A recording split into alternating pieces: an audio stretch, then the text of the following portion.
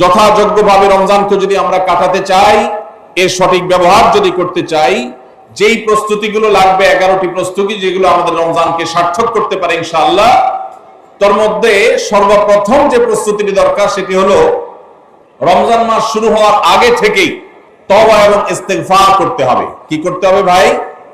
তওবা ইস্তেগফার কেন করবেন? তওবা ইস্তেগফার তো সারা বছরের রুটিন আমল। রমাদানকে কেন্দ্র করে রমজান মাসকে যদি আপনি সঠিকভাবে ব্যবহার করতে চান, তাহলে কেন আপনাকে তওবা ইস্তেগফার করতে হবে? কারণ হলো তওবা এবং ইস্তেগফার এর মাধ্যমে আমরা আল্লাহর রহমতের উপযুক্ত হব। আমাদের নানা নাফরমানের কারণে আল্লাহর রহমত থেকে আমরা দূরে সরে গেছি।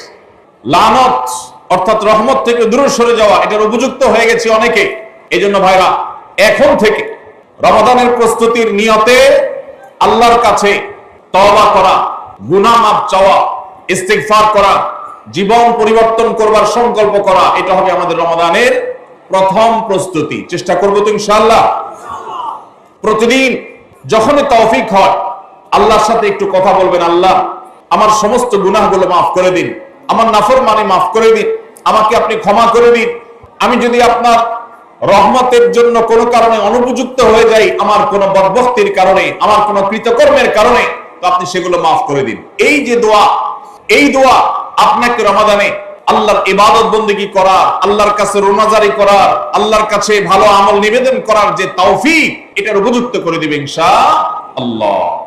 তাহলে রমাদানের প্রস্তুতির প্রথমটি আমরা পেয়ে গেলাম, সেটা হলো আগের গুনাহ খাতাগুলো থেকে ইস্তেগফার করা, তওবা করা, ফিরে আসা।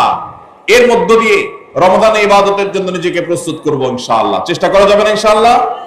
দ্বিতীয় প্রস্তুতি হলো রমাদান মাসে কোরআন এবং হাদিস সম্পর্কে যাদের মৌলিক ধারণা আছে, হাদিসে রাসূল সম্পর্কে যাদের একটু ঘাটাঘাটিও আছে, তারা জানেন 2-3টা আমল সম্পর্কে কোরআন এবং সুন্নাহর সবচেয়ে বেশি সংখ্যক ভাষ্য বর্ণিত হয়েছে।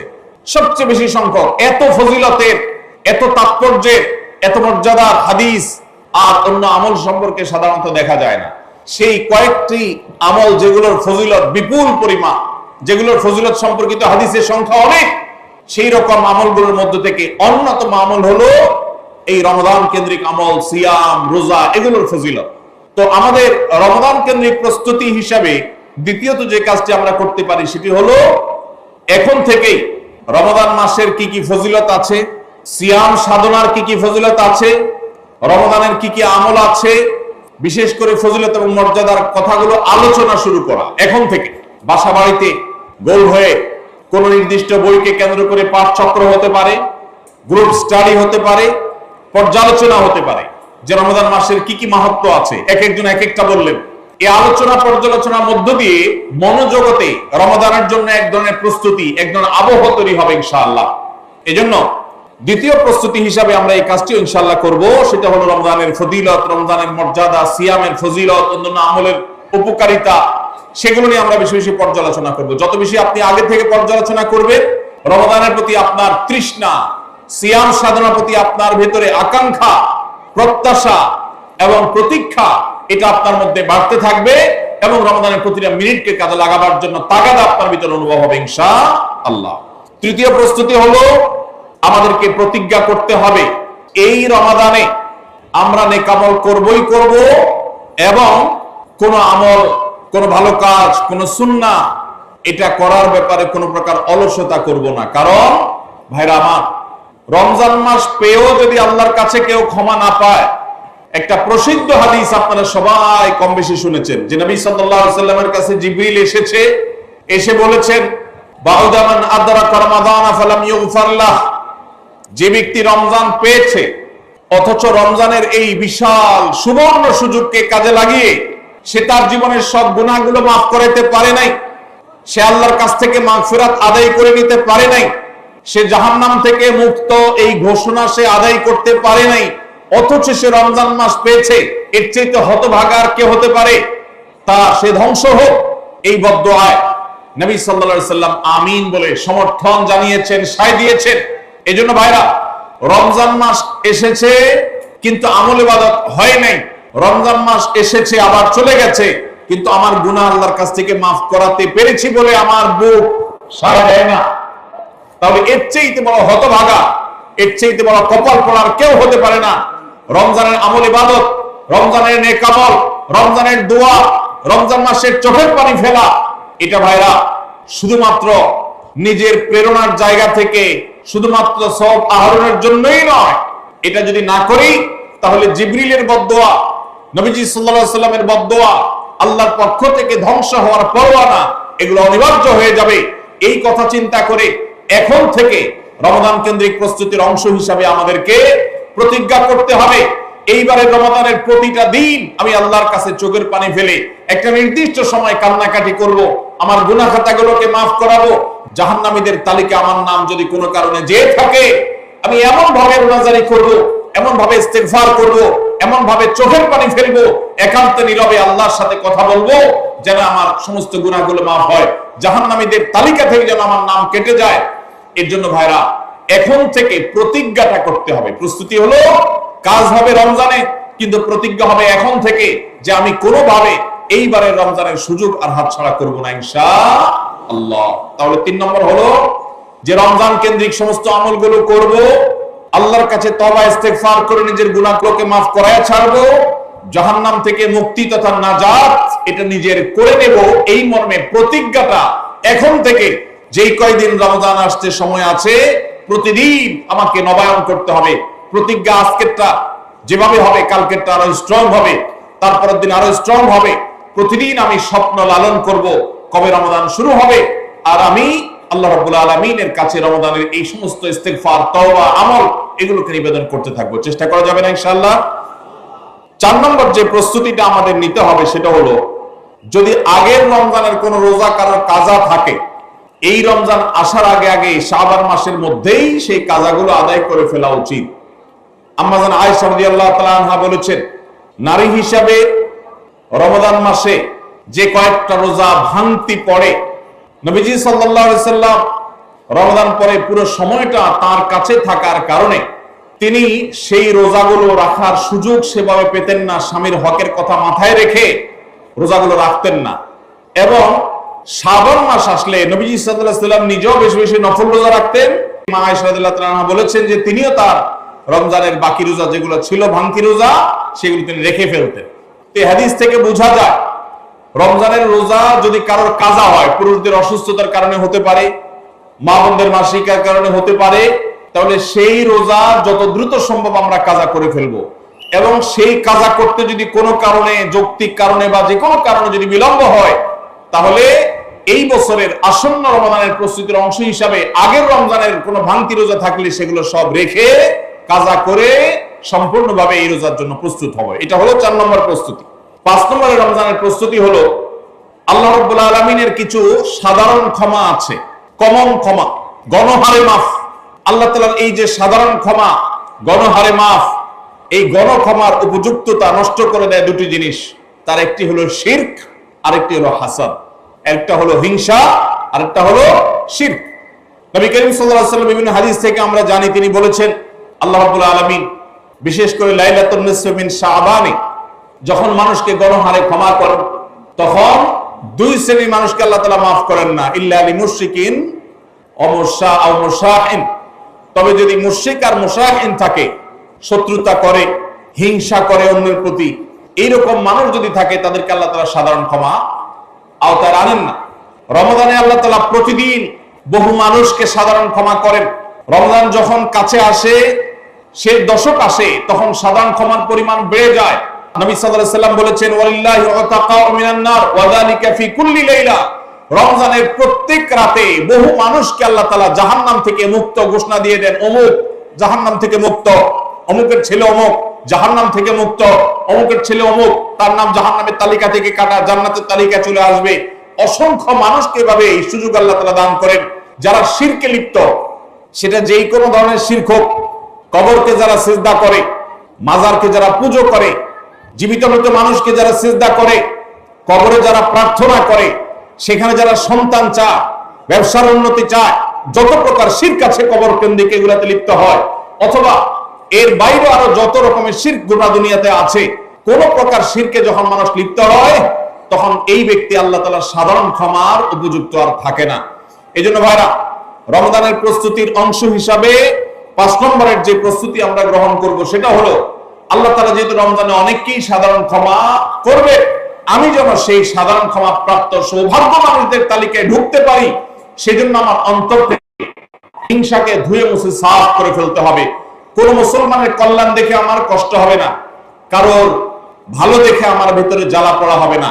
পারলে তার জন্য আরো বেশি দোয়া করব, যে কারো ভালো হোক আমি আরো ভালো চাইবো, কারোর কোনো ক্ষতি আমি চাইবো না। এই কল্যাণকামিতাই হলো দিন। আদ-দীনু আন-নাসীহা। কিলা লিমান ইয়া রাসূলুল্লাহ? ক্বালা লিল্লাহি ওয়া লিরাসূলিহি ওয়া লিআম্মাতিল মুসলিমিনা ওয়া আইম্মাতিহিম। নবী সাল্লাল্লাহু আলাইহি সাল্লাম বলেছেন, ধার্মিকতা, দিনদারিতা কিসের নাম? ধার্মিকতা হলো কল্যাণকামিতার নাম। আল্লাহ রাব্বুল আলামিনের আদেশ নিষেধ মেনে চলা, নবী সাল্লাল্লাহু আলাইহি সাল্লামের আদেশ নিষেধ মেনে চলা, এটাই হলো তাদের জন্য কল্যাণকামিতা। আর সকল স্তরের সাধারণ মানুষের কল্যাণ চাওয়া, কারোর ক্ষতি না চাওয়া, এটাই হলো দিনদারিতা। যে ব্যক্তি কারোর ক্ষতি চায়, যে মুসলমান আরেক মুসলমানের ভালো দেখলে তার ভিতরে জ্বালা পোড়া করে, অস্থিরতা আসে, সে ভালো মুসলমান না, সে হিংসুক, তার ভিতরে কবিরা গুনাহ আছে। এজন্য রমাদান মাসে আল্লাহর সাধারণ ক্ষমা পেতে হলে অন্তরকে এখন থেকে পরিচ্ছন্ন করতে হবে, চোখটা বন্ধ করে মনে রাখতে হবে, স্মরণ করতে হবে, আমার আশেপাশে এমন কে আছে যার কল্যাণ দেখলে আমার সহ্য হয় না, যার ভালো দেখলে আমার ভিতরে জ্বালা পোড়া করে, যার সুসংবাদ শুনলে আমার ভিতরে খারাপ লাগায় কাজ করে। তাহলে বুঝতে হবে তার প্রতি আমার হিংসা আছে। আল্লাহর জন্য নিজের হিংসা থেকে পরিচ্ছন্ন হয়ে অন্তরকে ধুয়ে সাফ করে তারপরে রমজানের সাধারণ ক্ষমার জন্য উপযুক্ত করতে হবে এখন থেকে। ঠিক একইভাবে আমি আমার কথায়, আমার কাজে, আমার বিশ্বাসে কোন মাধ্যমে আল্লাহর সঙ্গে শিরক করছি কিনা, আরশের মালিকের সাথে শিরক করছি কিনা। আল্লাহ বলেছেন, ইন্নাল্লাহা লা ইয়াগফিরু আন ইউশরাকা বিহি ওয়া ইয়াগফিরু মা দুনা যালিকা লিমান ইয়াশা। আল্লাহর সঙ্গে শিরক করা হলে এটা আল্লাহ মাফ করবেন না। শিরকের অপরাধ, এটা যদি কেউ করে তওবা ছাড়া মারা যায়, আল্লাহ তাআলা এই অপরাধ ক্ষমা করবেন না, এটা আল্লাহ আগে থেকে দেওয়া ঘোষণা। কোরআনে আল্লাহ আরো বলেছেন, লোকমান হাকিমের উদ্ধৃতি দিয়ে, ইন্না শিরকা লাযুলমুন আযীম, তিনি তার সন্তানকে উপদেশ দিতে গিয়ে বলেছিলেন যে ইন্না শিরকা লাযুলমুন আযীম, শিরক সবচেয়ে বড় অপরাধ। এজন্য ভাইরা, শিরক থেকে পরিচ্ছন্ন না থাকলে রমাদানের কোন ইবাদত, কোন আমল আমাদের কাজে আসবে না। এজন্য রমজানের প্রস্তুতি হিসেবে শিরক এবং হিংসা থেকে অন্তরকে পরিচ্ছন্ন করা, পবিত্র করা, এটা হলো আমাদের পঞ্চম প্রস্তুতি। নাম্বার 6, বিগত রমজান যেগুলো আমাদের জীবনে এসেছে, সেই সমস্ত রমাদানে কেন আমার আমল ইবাদত হয় নাই? রমজান আসার আগে নিয়ত করছি কোরআনটা খতম দিব, কিন্তু দিতে পারি নাই। রমজান আসার আগে নিয়ত করেছিলাম এই বছর একটা তারাবিও মিস করব না, কিন্তু অনেকগুলো মিস হয়ে গেছে। রমজান আসার আগে নিয়ত করেছিলাম এই বছর রমজান থেকে এই ধূমপান করা ছেড়ে দিব, কিন্তু অনেকে ছাড়তে পারেন নাই। রমজান আসার আগে নিয়ত ছিল এই বছর রমজানে একটা খারাপ জিনিসও মোবাইলে, টিভিতে দেখব না, কিন্তু সেই প্রতিশ্রুতি রাখতে পারি নাই। কেন পারি না? বিগত রমজানের সমস্ত আমলনামা নিয়ে বসতে হবে এখন থেকে, শাবান থেকে, আজকে থেকেই, যে আমার গত রমজানে আমল ইবাদতের ক্ষেত্রে প্রতিবন্ধকতা, বাধাগুলো কি কি ছিল, একটা একটা করে সম্ভব হলে লিখে ফেলবেন। নাম্বার 1, আমি তারাবিটা নিয়মিত পড়তে পারি নাই, কারণ অমুক অমুক বন্ধুর সাথে আড্ডায় যেতে হয়েছে, তাহলে এটা আমার একটা বাধা। আমি হারাম জিনিস থেকে বেঁচে থাকবো, কিন্তু পারি নাই কেন? কারণ ফেসবুকে ঢুকছে একটা কাজে, সেখান থেকে আমার আরো 5টা অকাজ করা লাগছে, তাহলে এটা আরেকটা কারণ, ফেসবুক। এভাবে একটা একটা করে আপনাদের কারণ লেখেন। লেখার পর আসন্ন রমাদানকে অর্থবহ এবং সার্থক করবার স্বার্থে এবং প্রয়োজনে সেই চিহ্নিত কারণগুলো একটা একটা ধরে হিম্মত করে, সৎসাহস করে, আল্লাহকে সন্তুষ্ট করবার আশায় ছুঁড়ে ফেলে দিতে হবে নিজের জীবন থেকে। এই সংকল্প এবং এই কাজটা যদি আপনি করতে পারেন, তাহলে ইনশাআল্লাহ আপনি দেখবেন আপনার এই রমজান আপনার জীবনের শ্রেষ্ঠ রমজান হয়েছে। ভাইরা আমার, বহু সাহাবী আছেন, তাদের জীবনে রমজান মাত্র পেয়েছেন একটা রমজান পেয়েছেন, এরপরে রমজান আসার আগে হয়তো জিহাদের ময়দানে গিয়ে শাহাদাত বরণ করেছেন। আর আমরা জন্মসূত্রে মুসলমান হওয়ার সুবাদে এক একজন মানুষ 20টা, 30টা, 40টা, 50টা রমজান আমরা পেয়েছি। দুর্ভাগ্য আমাদের, সাহাবা একরাম মাত্র 2, 4, 5টা রমজান পেয়ে তাদের জীবনকে যেই পর্যায়ে নিয়ে গেছেন, আমরা বেশিরভাগ মানুষ জীবনে 30, 40, 50টা রমজান পেয়েও আমাদের জীবনকে সেই পর্যায়ে নিতে পারি নাই। ভাইরা আমার, এই জন্যই আসন্ন রমাদানকে সঠিকভাবে ব্যবহার করবার জন্য আমাদের বিগত রমজানগুলোর সমস্ত সমস্যাগুলোকে চিহ্নিত করতে হবে। কি কি কারণে আমি এর আগের রমজানগুলো সঠিকভাবে কাজে লাগাতে পারিনি, ব্যবহার করতে পারিনি, সেগুলো একটা একটা করে দূর করতে হবে। যেমন সোশ্যাল মিডিয়া, ফেসবুক, ইউটিউবের আসক্তি, এটা আমার আগের বছর রমাদানের যে ইবাদত, এটার ক্ষেত্রে প্রতিবন্ধকতা ছিল। তাহলে এই বছরের ইবাদতের প্রস্তুতির অংশ হিসাবে এই সোশ্যাল মিডিয়া, ফেসবুক আমার মোবাইল থেকে আনইনস্টল করে ফেলতে হবে। চেষ্টা করা যাবে না ইনশাআল্লাহ? ভাইরা আমার, যদি ফেসবুক আমার আমল ইবাদতের প্রতিবন্ধকতা তৈরি করে, তাহলে ফেসবুককে আল্লাহর জন্য কোরবানি করবেন রমজান মাস উপলক্ষে। কারা কারা প্রস্তুত আছেন হাত তোলেন।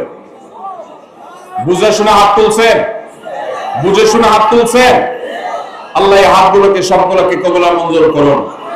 যুবক ভাইরা, আপনারা ফেসবুক মোবাইল থেকে আনইনস্টল করার নিয়ত করছেন, এটার মানে কিন্তু আপনারা এক একজন আল্লাহর রাহে কোরবানি হওয়ার নিয়ত করছেন। প্রস্তুত আছেন তো ইনশাআল্লাহ? নিজেদের কোরবানি করার জন্য প্রস্তুত আছেন তো ইনশাআল্লাহ? আল্লাহ তাআলা আমাদেরকে তৌফিক দান করুন। ভাইরা আমার, রমাদানের 6 নম্বর প্রস্তুতির অংশ হিসেবে যে কাজটি করতে হবে বলছিলাম, সেটা হলো আমাদের সমস্যাগুলো কি কি হয়েছে সেগুলো চিহ্নিত করে সেগুলো দূর করতে হবে। আর 7 নম্বর প্রস্তুতির অংশ হিসেবে আমরা যেটি করব সেটা হলো রমাদান কেন্দ্রিক সমস্ত আহকাম এবং মাসাইল, বিধিবিধানগুলো আমাদের শিখে ফেলতে হবে। এটা রমজানের প্রস্তুতি।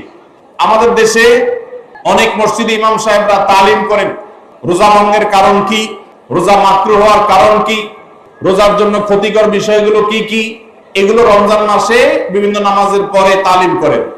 এটা একটা ভালো চেষ্টা, কিন্তু এই কাজটা যদি আমরা শাবান মাস থেকে নিজস্ব উদ্যোগে করি সেটা হবে আরো ভালো চেষ্টা। কথা কি বুঝে আসছে ভাই? তাহলে রমজান আসার আগে থেকেই আমরা মাসাইলের তালিম, মাসাইলের শিক্ষা, জ্ঞান অর্জন, রমজানের বিধিবিধানগুলো আমরা জানার চেষ্টা করব। এটা হবে পার্ট অফ প্রিপারেশন ফর রমাদান। রমজানের জন্য প্রস্তুতির অংশ হিসাবে আমাদের এখন থেকে রমজান এবং সিয়ামের মাসাইলগুলো জানতে হবে। আল্লাহ আমাদের সবাইকে আমলের তৌফিক দান করুন। 8 নম্বর হলো রমজানে যে আমলগুলো করবেন এখন থেকে সেগুলোর ওয়ার্ম আপ এবং রিহার্সাল শুরু করে দিবেন, প্রস্তুতি শুরু করে দিবেন, চর্চা শুরু করে দিবেন। কারণ মানুষ দাঁড়ানো অবস্থায় হঠাৎ করে জোরে দৌড় দিতে পারে না। একটা গাড়ি সেটা দাঁড়ানো অবস্থায় হঠাৎ করে 100, 150, 110, 20 গতিতে চলতে পারে না। প্রথম 10, 20 হয়, এরপর 40, 60 হয়, এরপর আস্তে আস্তে 100 বা 110, 20 হয়। এই জন্য রমজান মাসে যদি আপনি বিপুল পরিমাণে ইবাদত করতে চান, অনেকে আছেন অপেক্ষা থাকেন রমজানের চাঁদ উঠলে সব শুরু করব। এদের দ্বারা জীবনে কিছুই হয় না। যারা আসলেই রমজানে কিছু করতে চায় তারা এখন থেকে শুরু করবে। রমজানে আমরা রোজা রাখবো, নবী সাল্লাল্লাহু আলাইহি ওয়াসাল্লাম শাবান থেকে নফল রোজা রাখার অভ্যাস শুরু করতেন। রমজানে আমরা দোয়া করব, এখন থেকে দোয়া রিহার্সাল শুরু করা, প্রস্তুতি শুরু করা। যে কোনো গুরুত্বপূর্ণ কাজের আগে মহড়া শুরু হয়, তারপরে মূল কাজ শুরু হয়। এজন্য শাবান মাস থেকে আমাদের প্রস্তুতি চলতে হবে। চেষ্টা করা যাবে না ইনশাআল্লাহ? তাহলে 8 নম্বরের প্রস্তুতি হলো যে আমলগুলো রমজানে করব সেগুলোর রিহার্সাল, সেগুলোর প্রস্তুতি, ওয়ার্ম আপ এখন থেকে শুরু হবে। নাম্বার 9, রমজান মাসের দিন এবং রাত যেভাবে কাটাবেন তার জন্য একটা প্ল্যান করে ফেলবেন। সুন্দর করে একটা স্কেডিউল করে ফেলবেন, রুটিন করে ফেলবেন যে আমি কোরআন তেলাওয়াতটা কোন সময় করব। দিনের কোন সময়টাতে আমি কোরআন তেলাওয়াতের জন্য টাইম বরাদ্দ রাখলে সেটা মিস হবে না। হতে পারে ঘুমানোর আগে, হতে পারে ফজরের পরে। কোন টাইমটা আমার সবচেয়ে কোরআন তেলাওয়াতের জন্য নিরাপদ টাইম সেটা আমি ফিক্স করব। এই ঠিক একই ভাবে আমি আল্লাহর কাছে রোনাজারের জন্য ভালো সময় কোনটা সেটা ঠিক করব। রমাদানকে অর্থবহ করবার জন্য আপনার প্ল্যান করতে হবে আগে থেকে, সেটা এখন থেকেই, যে আপনি কখন কোন কাজটা করবেন, কোন আমলটা করবেন, কোন ভালো কাজটা করবেন। এগুলো যদি আগে থেকে প্ল্যান হয় দেখবেন কাজটা করা সহজ হয়েছে। নাম্বার 10, রমাদানের প্রস্তুতির অংশ হিসাবে চাঁদ দেখার চেষ্টা করতে হবে। চাঁদ দেখা, আজকাল চাঁদ দেখার আমলটা বিলুপ্ত হয়ে গেছে, অনেকটাই হারিয়ে যাচ্ছে। চাঁদ দেখা কমিটি ছাড়া সাধারণ মানুষ চাঁদ দেখতে আমরা ভুলে গেছি। আমরা চাঁদ দেখি কিন্তু ফেসবুকে, আকাশে না। চাঁদ কি ফেসবুকে দেখবেন না আকাশে দেখবেন? নবীজি বলেছেন সুমু লিরুইয়াতিহি ওয়া আফতিরু লিরুইয়াতিহি, তোমরা রোজা রাখো চাঁদ দেখে, আবার ঈদও করো চাঁদ দেখে। এইজন্য 29শে শাবান পশ্চিম আকাশে চাঁদ খোঁজার চেষ্টা করবেন সন্ধ্যার সময়। চেষ্টা করবেন না ইনশাআল্লাহ? চেষ্টা করে যদি চাঁদ দেখতে নাও পারেন তারপর আপনি সওয়াব পাবেন। আর যদি চাঁদ দেখেন তাহলে দোয়া করবেন আল্লাহুম্মা আহিল্লাহু আলাইনা বিল ইয়ুমনি ওয়াল ঈমান ওয়াস সালামাতি ওয়াল ইসলাম রাব্বি ওয়া রাব্বুকাল্লাহ। হে আল্লাহ, এই চাঁদকে আপনি বরকত এবং ঈমান দিয়ে আমার জন্য পরিপূর্ণ করে দিন। এই মাস আমার জন্য নিরাপদ এবং ইসলাম দিয়ে পরিপূর্ণ করে দিন। হে চাঁদ, তোমার আর আমার পালনকর্তা একজন আল্লাহ। অতএব এই চাঁদ দেখার চেষ্টা করবো। এটাও রমাদানের প্রিপারেশন, রমাদানের প্রস্তুতির অংশ। 11 নম্বর হলো আল্লাহর কাছে ভাই চোখের পানি ফেলে এখন থেকে দোয়া করবো, আল্লাহ এই যে রমজান আসছে এটা যেন আমার জন্য লাইফ চেঞ্জিং হয়, এটা যেন আমার জীবন পরিবর্তনকারী হয়, এটা যেন আমাকে মুত্তাকি বানিয়ে ছাড়ে, এটা যেন আমাকে নেকামল ওয়ালা বানিয়ে দেয়, এটা যেন আমার জীবনে বিশাল বড় অ্যাচিভমেন্ট এনে দেয়, এটা যেন আমাকে মাগফিরাত পাইয়ে দেয়, এটা যেন আমাকে নাজাত পাইয়ে দেয়, এটা যেন আমাকে জান্নাতের উপযুক্ত করে। এই রমজান যেন আমাকে জাহান্নামের তালিকা থেকে আমার নামকে কাটানোর নিশ্চয়তা এনে দেয়। সেইভাবে রমজানকে কাটাবার জন্য আপনি তৌফিক দান করুন। এখন থেকে আল্লাহর কাছে এই বরাদ্দ আদায় করতে হবে, চেয়ে নিতে হবে এবং সেটার জন্য দোয়া করতে হবে। এই দোয়াটা হলো একাদশ এবং সর্বশেষ প্রস্তুতি। চেষ্টা করা যাবে না ইনশাআল্লাহ? আস-সুন্নাহ ফাউন্ডেশন, উম্মার স্বার্থে সুন্নাহর সাথে।